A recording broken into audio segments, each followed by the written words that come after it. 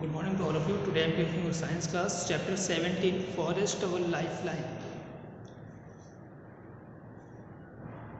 About one third of the world land surface is covered with the forest. जो भी one third land surface है वो forest से cover है. Depending upon the climatic reason, depending upon the soil texture, depending upon the temperature and many more things is the formation of the forest. जो भी factors हैं ये depend करता है कि उस वहाँ पे फॉरेस्ट की क्या कंडीशंस है, वहाँ पे फॉरेस्ट का फॉर्मेशन क्या है.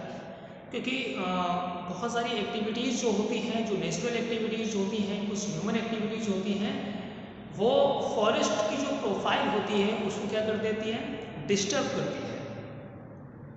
तो a mature forest consists of the major four steps.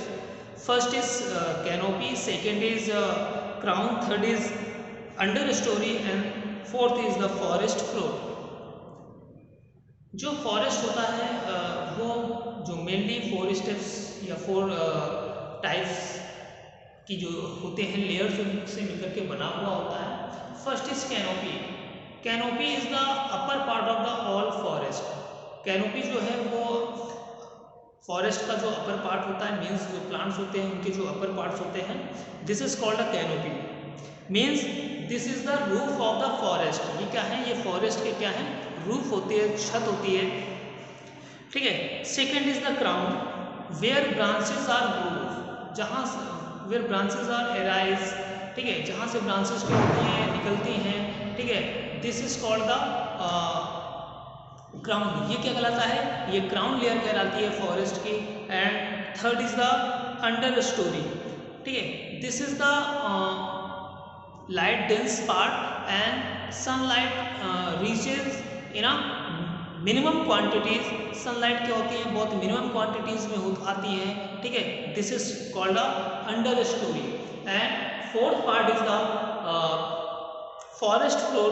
This is the dark place of the forest where different type of the organism, different type of the bacteria, different type of the herbs, weeds are grow here. यहाँ पे different type के जो ये चीज़ें होती हैं, serves हुए, herbs हुए, बैक्टीरिया हुए, वायरसेस हुए, स्मॉल एनिमल्स वगैरह हुए, ये सब इस जो फॉरेस्ट फ्लोर होती है वहाँ पे क्या है, ये पाए जाते हैं. Use of the forest in our daily life. We use different type of the materials which are obtained from the forest. Forest provides different types of the vegetables, different type of the foods. We are depend indirectly or indirectly upon the forest. ठीक है. Forest prevent soil erosion and the floods. Soil erosion और floods क्या करता है, ये prevent करता है. Forest roots are bind the soil particles, prevent the soil erosions. Trees help to regulate climate. Trees जो है वो क्लाइमेट को रेगुलेट करने में हेल्प करते हैं. Some trees such as coconuts and palms, they are provide the air barrier in the coastal areas. जो coastal areas होते हैं, जो हमारे कोस्टल एरियाज जो स्टेट्स हैं वहाँ पे कोकोनट्स वगैरह बहुत ज़्यादा होते हैं. ठीक है, तो वो क्या करते थे, एक जो ओशियन से एक एयर या विंड का जो एक प्रेशर आता है या स्टॉर्म्स वगैरह आते हैं, थंडर्स वगैरह आते हैं, उससे क्या कर देता है, उनको रोकता है. लाइक एज अ बैरियर की तरीके क्या करता है, वर्क करता है. Timber industries based on the forest. जो टिम्बर इंडस्ट्रीज है, ठीक है, लाइक एज प्लाईवुड वगैरह होते हैं, पेपर्स वगैरह होते हैं, पल्प वगैरह होते हैं, वो किसके ऊपर बेस्ड है, वो फॉरेस्ट के ऊपर बेस्ड है. अगर फॉरेस्ट नहीं रहेंगे तो टिम्बर इंडस्ट्रीज भी क्या हो जाएगी, डिस्ट्रॉय हो जाएगी. ठीक है. We gets different type of the nuts, different type of the fruits and vegetables provide. And next is the forest are source of the resins. जो डिफरेंट टाइप के जो रेजिन्स वगैरह होते हैं, जो ऑयल्स वगैरह होते हैं, ठीक है, जो केमिकल्स वगैरह होते हैं, वो भी क्या करते थे, फॉरेस्ट से हमें क्या होता है, ऑब्टेन होता है। जो आयुर्वेदिक जो मेडिसिन वगैरह होती हैं वो भी हमें क्या होती है, फॉरेस्ट से क्या होती है, प्रोवाइड होती है। Forest help in the purifying air. Forest का जो मेन वर्क होता है या ट्रीज का जो मेन वर्क होता है वो होता है जो एयर होती है उसको प्यूरिफाई करना। Because during the respiration we are release, animals are release the carbon dioxide and during the photosynthesis other hands forest trees release the oxygen for the respiration of the animals। ठीक है, मतलब जो forest होते हैं एक तरह से balance बना के चलते हैं कि इस नेचर पे न कार्बन डाइऑक्साइड की क्वांटिटी ज़्यादा हो और ना ही ऑक्सीजन की क्वांटिटी क्या हो, ज़्यादा हो। तो वो कार्बन डाइऑक्साइड को एज अ फूड मटेरियल के फॉर्म में यूज करते हैं, उनको इनटेक करते हैं, जिससे क्या होती है, फोटोसिंथेसिस की रिएक्शन होती है और बाई प्रोडक्ट के फॉर्म में ऑक्सीजन रिलीज करते हैं। ह्यूमंस या एनिमल्स क्या करते हैं, उस ऑक्सीजन को रेस्पिरेशन के फॉर्म में यूज करते हैं और बाई प्रोडक्ट के फॉर्म में कार्बन डाइऑक्साइड को रिलीज करते हैं। Interdependence of the plants and animals. Animals और प्लांट्स जो हैं वो एक दूसरे के ऊपर इंटरडिपेंडेंट है, डायरेक्टली हो या इनडायरेक्टली हो। In this world, in this earth, mostly जो animals is the two types. First is the primary animals, second is the secondary animals. Primary animals, they are depends upon the totally plants, like we are called herbivorous, and secondary animals is are divided into three types: carnivorous, omnivorous, ठीक है, sorry, two types, carnivorous and omnivorous. These are depends on the herbivorous animals, ठीक है। And first is the producers. Producers is the mainly plants और a forest. These are included in the forest, these are included in the producers, because जो producers होते हैं वो formation करते हैं food का, तो फॉरेस्ट और प्लांट जो है उसके अंदर पाए जाते हैं, वो प्रोड्यूसर्स कहलाते हैं। हर्बिवोरस जो होते हैं एनिमल्स, वो डिपेंड होते हैं प्लांट्स के ऊपर, क्योंकि वो क्या करते हैं, डायरेक्टली उससे क्या करते हैं, फूड मटेरियल्स ऑब्टेन करते हैं, like as a rabbit, like as a cow, buffalo. ये सब किसके ऊपर डिपेंड रहते हैं, प्लांट्स के ऊपर डिपेंड रहते हैं, क्योंकि उनको जो फूड मटेरियल ऑब्टेन होता है वो प्लांट से ऑब्टेन होता है। कार्निवोरस और omnivorous. Carnivorous is depend upon the only herbivores.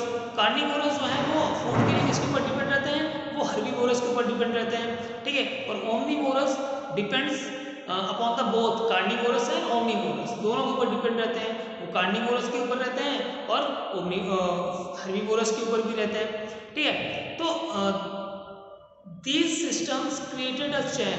ये एक सिस्टम से चैन क्रिएटेड करती है, जिसको हम क्या बोलते हैं, फूड चैन बोलते हैं। मतलब जो एनर्जी का जो फ्लो होता है वो क्या होता है, वो प्रोड्यूसर से कंज्यूमर्स की तरफ जाता है। कहाँ से जाता है, प्रोड्यूसर से कंज्यूमर्स की तरफ जाता है, ठीक है। तो अब प्रोड्यूसर्स में फॉरेस्ट आ जाते हैं, प्लांट्स आ जाते हैं, कंज्यूमर्स में जो उनको यूज करते हैं, उनके जो प्रोडक्ट होते हैं उनको जो यूज करते हैं वो कंज्यूमर्स कहलाते हैं। कंज्यूमर्स को 3 पार्ट्स में डिवाइड किया गया है, वही आपका हर्बिवोरस, कार्निवोरस और ओमनिवोरस। और ये जो चैन होती है ये फूड चैन बनाती है, और डिफरेंट टाइप ऑफ की जो फूड चैन होती है वो मिलकर के एक फूड वेब बनाती है।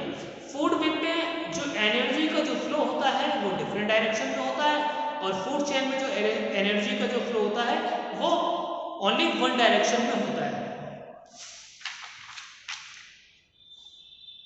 इफ फॉरेस्ट डिसअपियर, अगर फॉरेस्ट क्या हो जाए, डिसअपियर हो जाए, ठीक है, तो डिफरेंट टाइप की जो नेचुरल डिजास्टर्स आती हैं, जो फ्लड्स वगैरह आते हैं, जो सॉइल इरोजन होता है, जो लैंडस्लाइड होती है, इसके चांसेस ज़्यादा हो जाएंगे, ठीक है।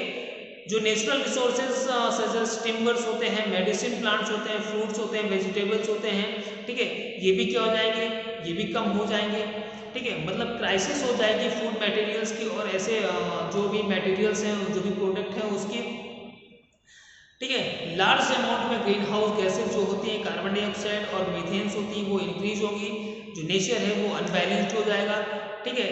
और फॉरेस्ट अगर डिस्ट्रॉय हो जाएंगे तो जो क्लाइमेटिक कंडीशंस है वो भी क्या हो जाएंगी, वो भी डिस्टर्ब हो जाएंगी। ठीक है, तो फॉरेस्ट के डिसअपियर होने से बहुत सारे क्या हैं, डिसएडवांटेज हैं। Conservation of the forest, forest को कैसे कंजर्वेशन कर सकते हैं, कैसे कंजर्व कर सकते हैं। तो फर्स्ट स्टेप था afforestation, means planting of the large scale of the tree. ठीक है, अगर हम लार्ज स्केल में ट्री की प्लांटिंग करते हैं तो this process is called afforestation, इस प्रोसेस को एफॉरेस्टेशन बोलते हैं। प्लांट कल्टीवेशन, ठीक है, एक प्लांट कल्टीवेशन हो, अगर हमें टिम्बर इंडस्ट्रीज के लिए अगर प्लांट चाहिए, वुड चाहिए, तो उसके लिए कुछ जो है इकोनॉमिकल प्लांट्स होते हैं, ठीक है, उनको यूज करना चाहिए और उनका जो है एक प्लांट कल्टीवेशन करना चाहिए, मतलब कुछ गैप के बाद, कुछ ईयर्स के गैप के बाद उनका कल्टीवेशन करना चाहिए। और जहाँ पे हमने कल्टीवेशन कर लिया है फॉरेस्ट का, वहाँ पे कोई जो एफॉरेस्टेशन की प्रोसेस करनी चाहिए, नए पेड़ लगाने चाहिए। ठीक है, प्रिवेंट इलीगल लॉगिंग, ठीक है, गवर्नमेंट ने जो है इलीगल जो लॉगिंग है, जो कटिंग ऑफ द ट्री है इलीगल वे पे, उसको उसने बैन कर दिया है और पनिशेबल भी है। ठीक है, प्रिवेंट ओवर ग्रेजिंग, जो फॉरेस्ट होते हैं वो क्या करते हैं, जो ओवर ग्रेजिंग्स होते हैं कैटल्स के थ्रू, उसको भी रोकते हैं।